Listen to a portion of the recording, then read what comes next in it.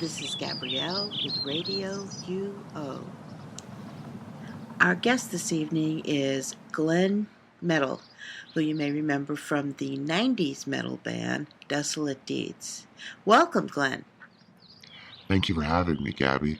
Your hit, Hail Heiress, was not that well known in the United States, but it was considered kind of a big deal in Europe. Is that not so? Yes. In fact, it's still considered to be one of the best-kept secrets of that genre. That's some staying power. What do you think the industry can learn from you? Trust no one. Learn from me. Wow. I've never really thought of myself as a role model. I don't know that I'd necessarily want to put myself out there like that. I don't see myself that way. I work hard. I live hard. And my music is hard. I mean, it's hard to master. It's heavy. It's hard. It's true metal. Technically and sound-wise, I go all out. If you're dedicated to your art, you should totally be focused on it. That's how I believe it should be. So. All right, then let's talk about conflicts. Conflicts. Describe to me the most meaningful conflict that you've resolved within your industry. Resolved? Well. Yes. Well, yes. Yes, and how did you do it? I have had a few big conflicts in my time. With Joe, when we started recording there, that was a big one. I can see that. He and I didn't see eye to eye. And to be honest, we've been going in different directions for a while. He wanted to go in a more commercial direction. He'd gotten into rap, and he wanted to throw it into our music. I don't know what he was thinking. Maybe he thought he'd score a movie track. I don't know, but I was against it. I see. Deeds was a metal band, hardcore, no place for these crazy hippity-hop ideas of his. But he didn't care. He was ready to sell out, just like Nick. Now, that boy was a mess. He was always high. Always. Most of his tracks were unusable.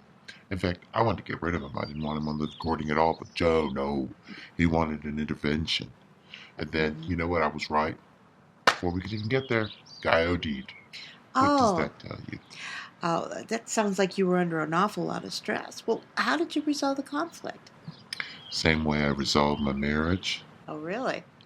Well, there was a bad scene at the studio, and Azula's band was involved with Lilith there at that year. In fact, she had just left on tours.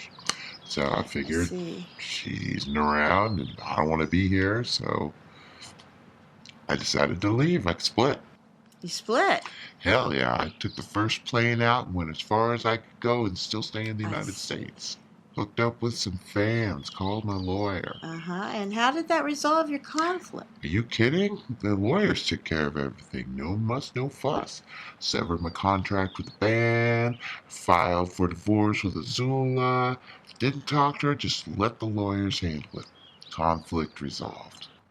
I see. Okay. Well, we're about to run out of time, so I just have a couple more questions. What are you most grateful for in your life? Oh, that's easy. My music. Music. It's my religion. It's what keeps me sane. If I couldn't make music, say I was deaf or something like that, I don't know what I'd do. Oh, okay. I just don't. So, how does your music contribute to your outlook on life? What do you think about the future? Oh, the future? Oh, I don't think that much about my future. No? I'm a great believer in fresh starts. I think they're great. Right now, I got a fresh start because I'm back in Alaska and I'm excited to be here. Future, I'm thinking about making some Viking metal. I'm going to have a Viking metal album. I see. Beyond that, like I said, as long as I have my freedom to make music, the future, it can take care of itself. Well, thank you, Glenn, for sharing that with us.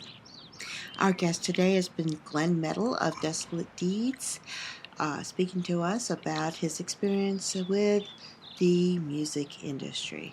Again, Glenn, thank you so much for joining us. It was a pleasure. Thank you much for having me.